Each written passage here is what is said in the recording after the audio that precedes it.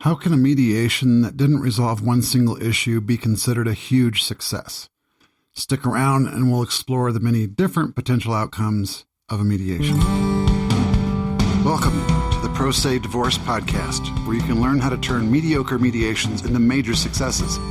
My name is Tom Davis, and I'm a certified professional divorce mediator in Denver, Colorado.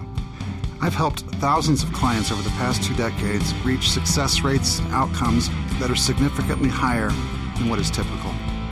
In each episode, I will share valuable insights, practical skills, and tools you can utilize right away to improve your mediation outcomes. And I'll serve as your guide through the potentially confusing process of divorce. Better days are coming, starting now. Just like mediation produces agreements that are not just win and lose, the outcome of a mediation can also be more than a success or a fail. So there are many different outcomes to a mediation other than, all the issues are resolved or none. So let's go over them so you're aware of them. And there's different ways to look for value in these as well. So it's not just, did we get everything resolved or not, but you'll have a better understanding about the potential values and alternative outcomes as well. So the primary outcomes of a mediation are all the issues are resolved. So everything that was brought to the mediation, set for mediation, has been successfully agreed to by the parties. The next one is some issues have been resolved. We have a partial success, they'll call it. The next status or the next outcome could be the mediation is held over. And what that means is we didn't get some or all of the issues resolved, but we believe we're going to, but we ran out of time today. So we're going to have another mediation scheduled where we hope to, get our issues addressed. And so that's called held over. The next one is no issues were resolved. So nothing got resolved in the mediation. There's also a small one called a no-show, and that's also significant, especially in court-ordered mediations when parties are set for mediation and one just doesn't show up. That's an important outcome. And each of these has a dimension to it that we'll call successful or unsuccessful. That's defined more broadly, not by did we quantifiably address some or all or none of the issues, but was the outcome the right outcome? And so when you look at things this way, you start to see different combinations of outcomes versus was it successful or not. And you get, you multiply that out and you get 8 or 10 different types of valid outcomes for a mediation, regardless of how the issues were resolved or not. So let's do a few examples. I had a case once where the parties came in for, divorce mediation. They had children, and we started working through the whole process. And at some point, they both realized they didn't really want to do this, and that perhaps it wasn't the other person who was the source of their problems. Maybe it was, themselves, and maybe there was stuff they had to resolve or learn between them, and they decided not to proceed with the mediation. And so they left the mediation and they worked on their marriage. And last I had heard from them, they were doing quite well with that. And so no issues got resolved, but was it successful? I'll say yes, and not in the way I track statistics for mediation outcomes. There, I only track if we got the issues resolved or not. And so I adhere to the more strict the quantifiable interpretation and definition of those things as a court might. Did we have a full agreement, partial agreement, no agreement, et cetera? And I track my statistics off that. So when you look at it that way, of the mediations that I've had, more have been quote unquote successful than mediations have completed where the issues have been resolved. So that is just one example. There are different ways to look at these things from a perspective of, why would some issues getting resolved be considered a success? And that might look like a few different things, actually. One is that, let's say we resolved everything, but we didn't agree on child support, for example. And so we just weren't going to get there. And the parties knew that they needed an outside third party to, issue that judgment, or as long as neither of them made the agreement or felt like they conceded, they could both live with whatever outcome was produced. So that's sometimes a valid place to realize where you're at. So we might agree to everything except the child support and then refer the child support back to the court. I call that bifurcating the agreement. And there's a couple of hidden values there. One is that you get to capitalize on the work you did, the agreements you've made, and get to keep that because you've earned that, you've paid for that, you've produced that. That should be not something that you throw away because you couldn't agree on child support, for example. So in this case, the parties agreed on all the variables that went into the child support, the overnights, and they thought the plan was good and everything else was good. There was just a perspective where the child support, there was some question about how it could be interpreted one way or the other, and it led to a vastly different child support amount. And so if we'd referred that whole thing, the child support topic, back to the attorneys, the typical approach there is to leverage the terms of the agreement interesting to the other party for a desirable outcome on the issues that your client wants. So, where they had previously agreed to some summer vacation arrangements for the husband, because they couldn't agree on child support, her attorney would want to hold those back and say, well, if you're not going to agree to our child support, perspective, maybe we're not going to see value in you having your summer vacation, for example. And so this is how litigative, negotiating basically works. You leverage and things like that. So if you'd come to a full agreement on everything except child support, and then because of child support couldn't agree and it went back out and the attorneys open everything back up again, you've essentially paid for a mediation and a litigation and probably gotten suboptimal results on both issues. And so this bifurcating of the agreement, it's possible to lock in the areas that you have agreed upon and then refer the matters that you don't back to the court. And let the judge decide what the child support is going to be, for example. And that's called bifurcating. And so that's a valid and healthy outcome of a mediation as well. Another instance of bifurcating can be, instead of referring the whole thing, the whole matter of the topic you can't agree on, that disputed topic out, we refer the matter out during the mediation to another third party. Let's say that can even go to arbitration, or that can go to another mediator who specializes in, trust valuation disputes and things like that. And so the parties can go out and get an agreement on what the trust is valued at, what the marital portion of the trust is valued at, and then come back in. And from there, we can divide that up in a fair and equitable way. But the parties just can't agree on what the total marital value is because it's too wide of a range to just split it down the middle or try to agree that way.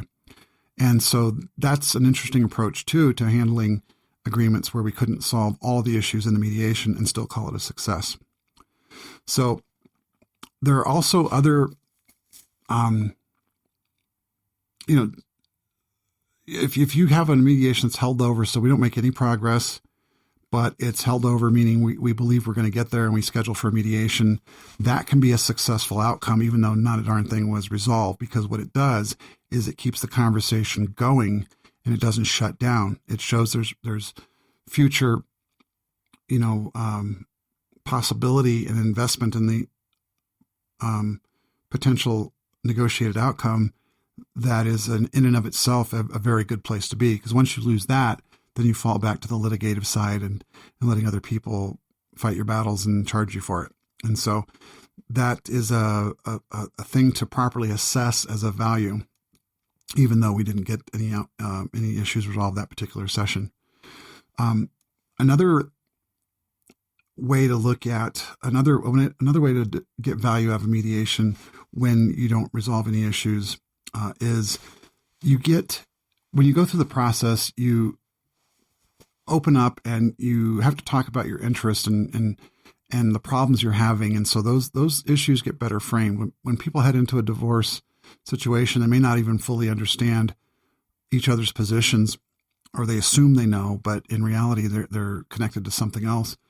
And the heart of the situation that needs to be resolved before you can come to an agreement relies on a proper understanding and assessment and resolution to the real issues, not the ones that are being presented.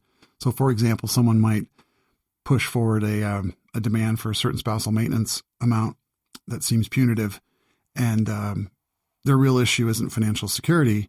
It may be a feeling of betrayal and resentment for something that happened during the marriage, and so they utilize that to get justice or feel avenged or whatever. And it's if you speak to that in a purely financial way, you'll understand soon enough that it's not about the financials, it's about something else. But in the mediation, you get to that place a lot faster. If this were to go to litigation, then in the disconnected way that the parties end up talking to each other through their attorneys and in the different pathways that communication transpires, those kind of issues may be not exposed or visible, and you could spend tens of thousands of dollars trying to figure out how to satisfy this problem, and so that could be a real costly thing. But if you go to mediation and figure out what the real issues are, and you invested a few hours, let's say, then if it fails and you head back to litigation, you now have the benefit of knowing what the real positions and issues are of the parties. You can start with a more proper framing of the conflict and get there faster on the litigation side. So you can get value out of a mediation that doesn't resolve anything that way. The other potential benefits of an agreement where there are no issues actually resolved is in the financial disclosure process. Before we get into discussing the child support or something else, the parties have to disclose their incomes, their assets, and their various different means and obligations. And so that process, while we weren't able to get success with the outcome of that in the mediation, that discovery, that financial disclosure information can be used in the litigation process or with another mediator, let's say even.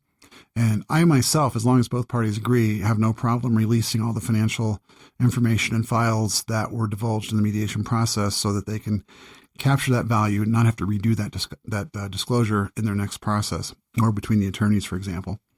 And so that might be a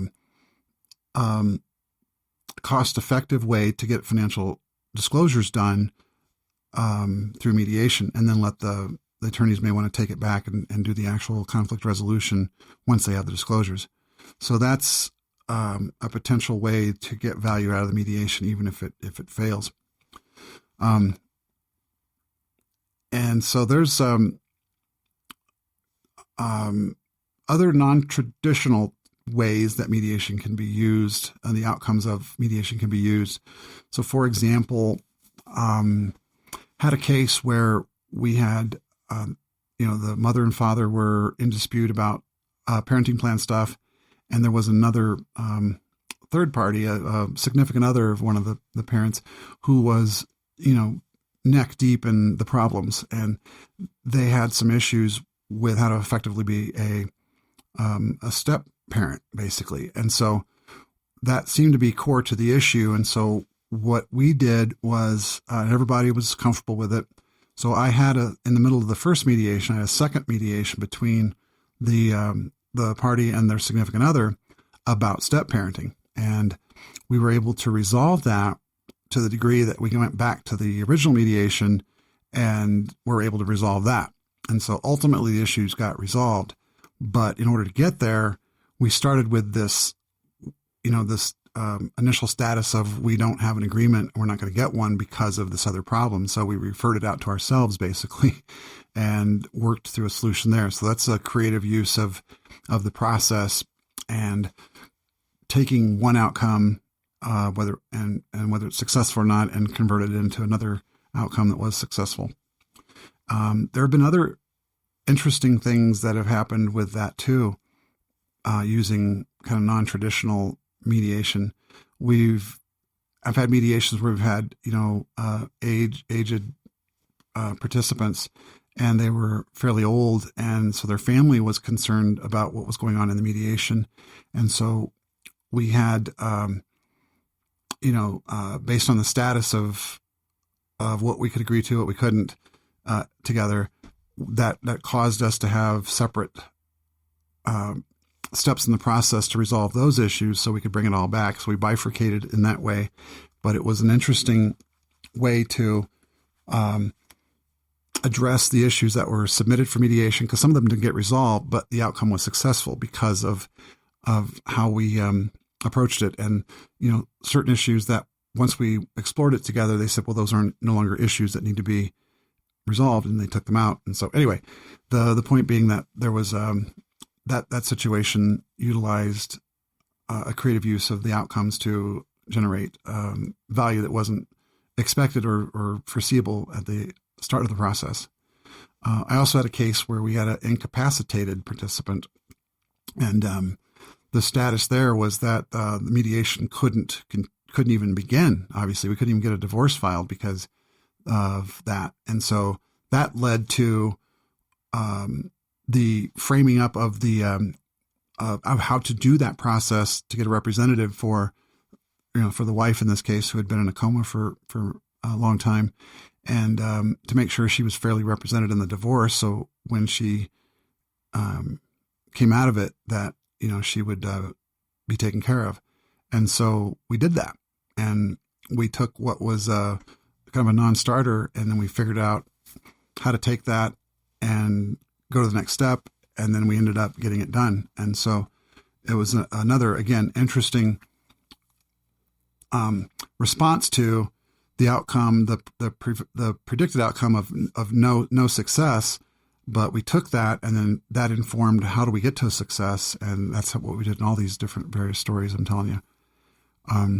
Another interesting thing you can do for mediation in that, the initial, taking an initial anticipated outcome of, let's say, no success or partial success, is I've sat down and had mediation assessments of a case and explored the viability of the case for mediation.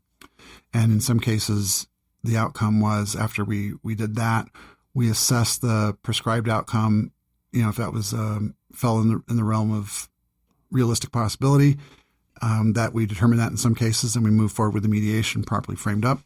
In others, we determined that the parties determined rather that they're not in a good position for mediation, and so they didn't even they sidestepped that process and went into another more technical process that probably was the right answer.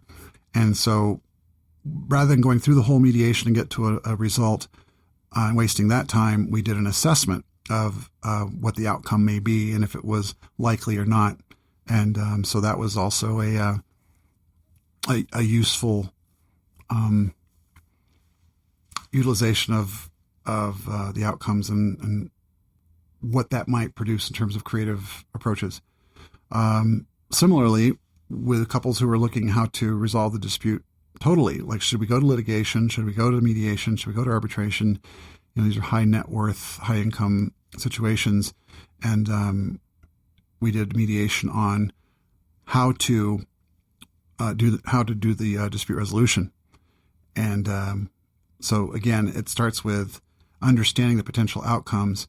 And we covered full outcome, partial outcome, bifurcation. And if we don't get any issues resolved, what value are we shooting to get out of it, i.e. the discoveries, the proper framing. All that was consciously worked through before we started because of the forethought into the potential outcomes of the mediation, regardless of if the items got satisfied or not. So anyway, I hope that helps to understand, help you understand a little bit better about, there's more opportunity for mediation when you think about the outcomes rather than just we got it done or we didn't. I want to say just a little bit about court-ordered mediations because they have outcomes too that are, obviously those need to be reported to the court. And so I wanted to discuss those. So when you have a court-ordered mediation, you first want to make sure that you've properly read and understand the order to mediate. And because it says some things in there about, mediator selection. If you have to attend mediation or if you're able to attend mediation with a private party, or if you have to attend a court-ordered mediator. So that's important to understand. The next is the deadlines, because the court will usually give you, depending on what the issues are, they might say you have 60 days to find a mediator and get the mediation done. And then at the end of 60 days, you have to provide the court a status of the mediation. Is it, successful, partially successful, held over? No, what is it?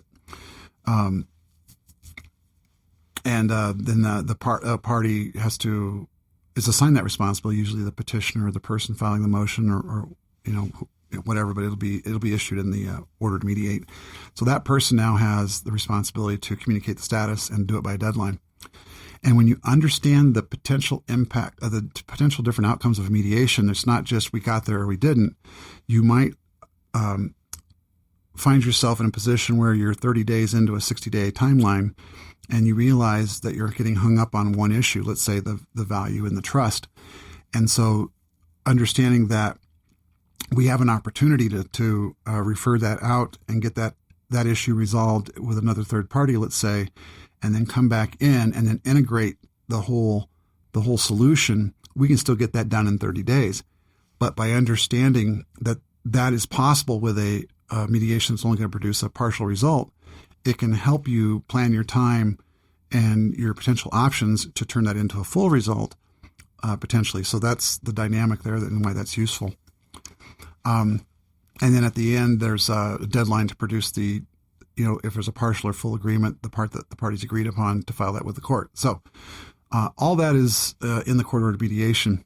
And so the way that in a court-ordered mediation you report the status of the mediation officially back to the court is through a certificate of compliance with regard to ADR or ODR.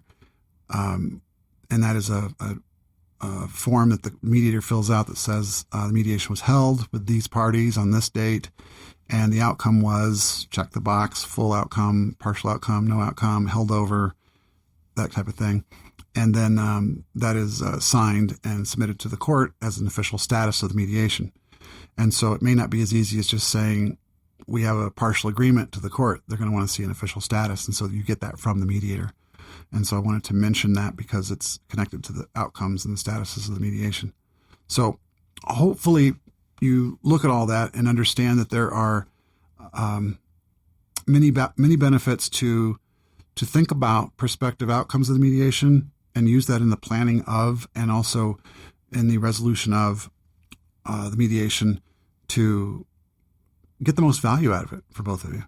And I hope we've shown that the solutions that can come from the mediation can be just as varied and nuanced as the outcomes itself. So why should it be any different, right? Because it's a creative process designed for the mutual benefit of the parties. So the bottom line is finding common ground available to the couple, even if it means the mediation doesn't even occur at all or is canceled partway through. So in the next episode, we're going to discuss the 3 primary types of parenting after divorce approaches. It is essential to accurately identify which approach type you and your co-parent are so that you create the correct parenting approach and parenting plan. Not doing so can propagate conflict for the years that follow. So you're going to want to hear about that. This has been Tom Davis. Thank you for joining me today. Remember to protect every accomplishment you make together and that setbacks are just wins in the making. Stay positive. The Pro Se Divorce Podcast is a production of Family Synergy Mediation. The information in these podcasts are opinions only and should not be considered legal advice. Visit myfamilymediation.com to learn more.